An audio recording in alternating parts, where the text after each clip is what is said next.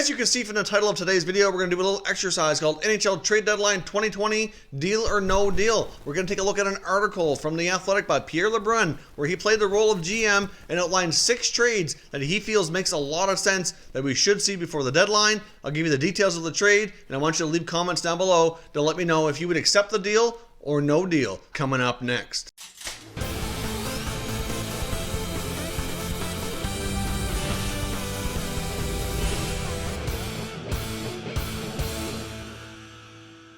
So welcome back to another video here at Top Shelf Hockey. As I mentioned today, I'm hoping to have a little bit more of a fun video where we take a look at this article in The Athletic with 6 trades by Pierre LeBrun, who's decided to play the role of GM and create some deals that he feels makes a lot of sense ahead of the NHL trade deadline. So as we go through each trade, leave some comments down below and let me know if you would do the deal or would it be no deal for you. Let's jump in here with trade number 1. First up, Pierre LeBrun has the New York Rangers trading forward Chris Kreider to the defending Stanley Cup champions St. Louis Blues for their 2020 first-round pick, as well as young player Jordan Kyrou.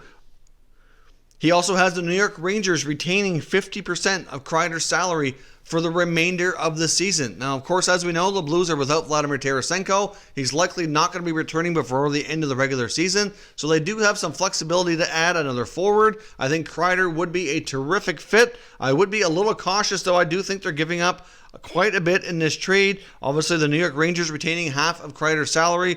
Obviously, the Rangers retaining 50% of Kreider's salary certainly will make things a lot more flexible here for the Blues. They might be able to do some other depth trades as well ahead of the deadline. I can understand the first-round pick, but the first-round pick and Kyrou for me is a little bit expensive. I would say maybe a lower-level prospect. I think Kyrou has basically been told by the Blues that he can get a place and stay in St. Louis for the years. So he's really a full-time player at this point, and to me, he's got a ton of potential. I would probably look to include a different prospect, but let me know what you think down below. If you're GM Doug Armstrong, is this a deal or no deal?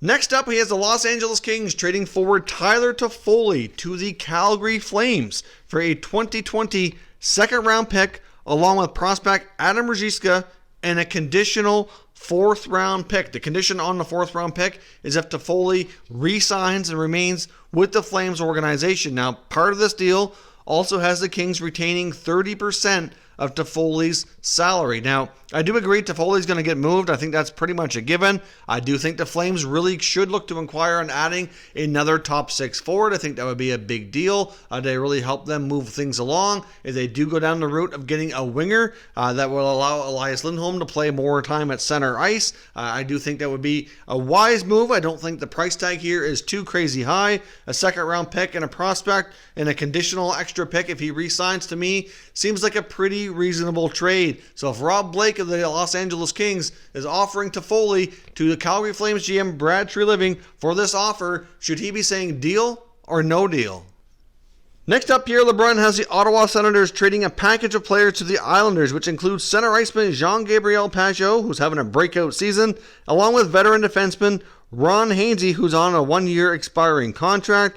Going back to the Ottawa Senators is a conditional second-round pick in this year's 2020 NHL Draft. The condition is that it upgrades to a first-round pick if the New York Islanders win at least one round of the playoffs and Pageau appears in at least 50% of the games on the way to doing that. So that certainly is a pretty good condition if you ask me. I think the Senators would like to get a first-round pick, but they might have to get a conditional one, something like this. So that makes a lot of sense. They also get prospect Kiefer Bellows, who's got a lot of potential in my opinion. The Senators also have a lot of American-born prospects and young players already in their organization, like Colin White, Logan Brown, Brady Tkachuk. Kiefer Bellows would be quite familiar with a lot of those players, would have played with a lot of them growing up, and certainly could fit in nicely with a lot of those guys moving forward. And they also get a conditional 3rd-round pick in the 2021 NHL Draft, which gets upgraded to a 2nd-round pick if Pageau re-signs and remains with the New York Islanders.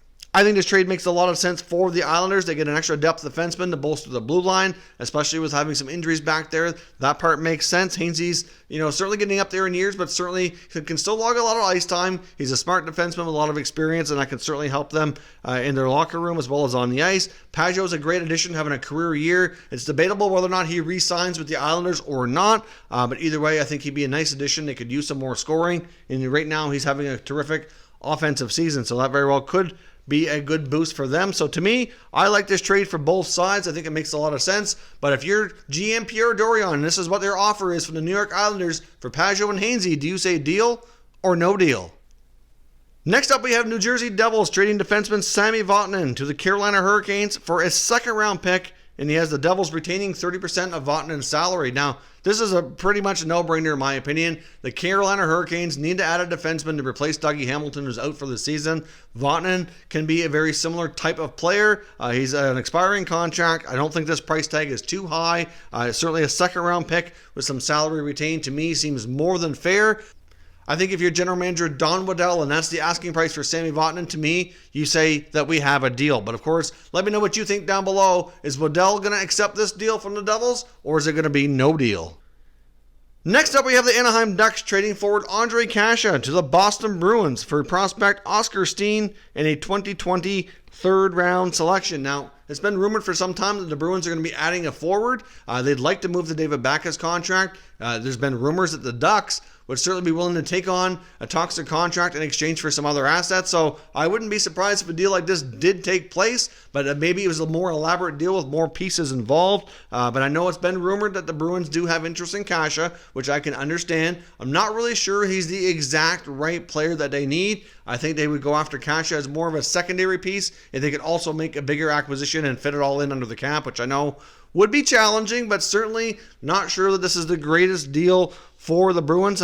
Not to say that the trade itself is uneven or bad or that it's too expensive or anything like that. I'm just not sure that Kase is the main player that the Bruins need to be targeting. But overall, the price tag for Kase in this deal to me is pretty fair. So I do think Don Sweeney probably does accept this trade. But I think at the same time, he'd probably like to have some other pieces involved to make it a bigger, more elaborate deal. So in your opinion, is Don Sweeney going to say deal or no deal?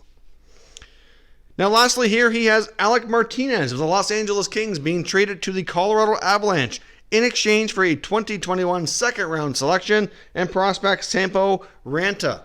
Now, Martinez is another player who's gained a lot of interest and a lot of attention on the trade market leading up to the deadline. He's very versatile. He can play both sides on defense, which certainly makes him a very attractive piece to a lot of teams. The Avalanche could certainly use some defensive depth heading into the playoffs, so I think from Rob Blake's perspective in LA to move him along to continue the rebuild, it makes sense. I think from Joe Sakic's perspective in Colorado to add a nice defensive depth, a guy with a lot of experience, Stanley Cup to his resume, certainly makes a lot of sense. I don't think the price tag is too high. Regardless of where they prefer to play Martinez, he can be very versatile. Whether he's going to play the left side, the right side, first, second, third pair, I think he's capable to an extent of all of those. He's not really an ideal first pair defenseman, but could certainly fill in there if necessary, depending on the overall situation. But really, the Avalanche have some pretty young, dynamic defensemen like Makar and Girard, and having another experienced guy back there like Martinez heading into the playoffs would certainly be a big boost. So if you're Joe Sakic, and this is the asking price from the Kings to acquire Alec Martinez,